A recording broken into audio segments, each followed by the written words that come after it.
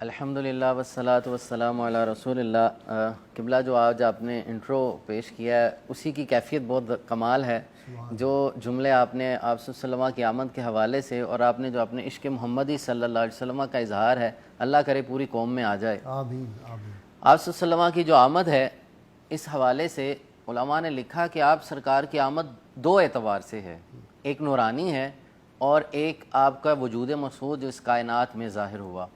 جب آپ کا نور ازلی اللہ تبارک و تعالیٰ نے اپنی شایان شان ظاہر فرمایا ہے تو اس کی اپنی برکات ہیں، اور اللہ نے اپنی مرضی کے مطابق حضور صلی اللہ علیہ وسلم کی منشا کے مطابق اس کائنات میں جس وقت سیدہ طیبہ آمینہ سلام اللہ علیہا کے کاشانہ نور میں آپ کے نور اور وجود کو ظاہر کیا ہے، اس کی اپنی برکات ہیں۔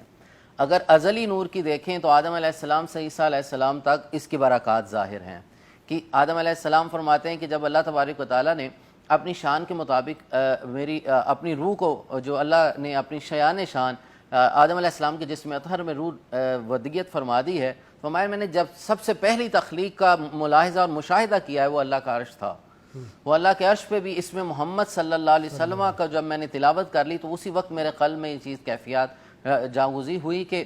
یہ وہ اسم پاک ہے کہ جس کی برکات ہیں، یہ وہ اسم پاک ہے جو اللہ کو بڑا محبوب ہے۔ اس کا ایک اور واقعہ لکھتے ہیں امام حاکم ایک روایت لائے ہیں کہ آدم علیہ السلام جب دنیا میں تشریف لائے تو اکیلے تھے، تنہا تھے، آپ کو ذکر کی آواز آئی تو ادھر ادھر دیکھا تو ذکر کرنے والا ذاکر نظر نہیں آ رہا۔ اللہ کی بارگاہ میں التجا کی، مولا میں اکیلا ہوں، تنہا ہوں، لیکن میرے سوا تیرے ذکر کی جو چاشنی اور لذت نصیب ہو رہی ہے، یا اللہ یہ کیا راز ہے، مجھے اس کا مشاہدہ عطا کیا جائے۔ فرمایا یہ میرے محبوب کا نور ہے اور وہی میرا محبوب ذکر فرما رہا ہے۔ سبحان اللہ سبحان اللہ۔ تو یا اللہ وہ سارا واقعات معروف ہے۔ پھر اسی طرح ایک لمبی اگر نام محمد را نیا ورد شفیع آدم، نہ آدم یافت توبہ، نہ نو ازغر کے نجائنا،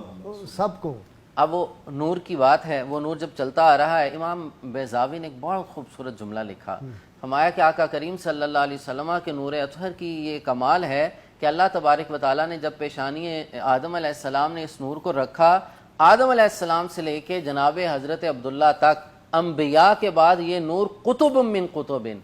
جب بھی ایک نور ایک جگہ سے دوسری جگہ منتقل ہوتا ہے وہ اپنے زمانے کے قطب تھے۔ سبحان اللہ۔ اور اللہ تبارک و تعالیٰ نے جن خواتین کا انتخاب کیا ہے سیدہ حوا سے لے کے سیدہ آمینہ سلام اللہ علیہما تک، فرمایا وہ کون ہے؟ صدیقہ من صدیقہ، وہ ہر عورت صدیقہ تھی، صدیقہ وقت تھیں، اور اللہ تبارک و تعالیٰ نے اپنے محبوب کے نور کا جو اہتمام کیا، پھر جب آپ صلی اللہ علیہ وسلم کا وجود مسعود اس کائنات میں ظاہر ہونے لگتا ہے تو اس کی نشانیاں آپ دیکھیں، آدم علیہ السلام سے یہ معجزات چلے آ رہے ہیں آپ سرکار کے نور کے، اور جیسے جیسے آپ کا زمانہ اطہر قریب آ رہا ہے تو یہ معجزات مزید بڑھتے چلے جا رہے ہیں۔ یہاں امام حاکم کی مزید ایک روایت میں پیش کرتا ہوں، جبریل امین حضور کی بارگاہ میں حاضر ہوئے تو آپ صلی اللہ علیہ وسلم سے کچھ کلام کیا تو کہتے ہیں یا رسول اللہ، اللہ تبارک و تعالیٰ نے مجھے اس کائنات کے ملاحظے کے لیے بھیجا، فرمایا جبریل جاؤ اس کے مشارق و مغارب کا مطالعہ کرو اور آ کے مجھے رپورٹ دی جائے۔ یوں سمجھ لیجئے اس کی مردم شماری ہو رہی ہے، مشارق و مغارب کو دیکھا جا رہا ہے، کھنگالا جا رہا ہے،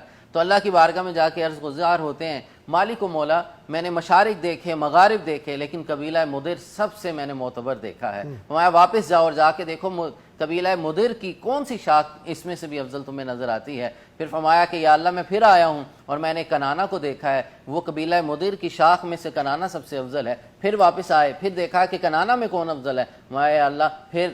بنو قریش ہیں، قریش میں افضل کون ہے؟ بنو ہاشم، پھر یا رسول اللہ بنو ہاشم میں سب سے افضل آپ ہیں۔ پھر یہاں ایک اور روایت فرمایا کہ حضرت عبد المطلب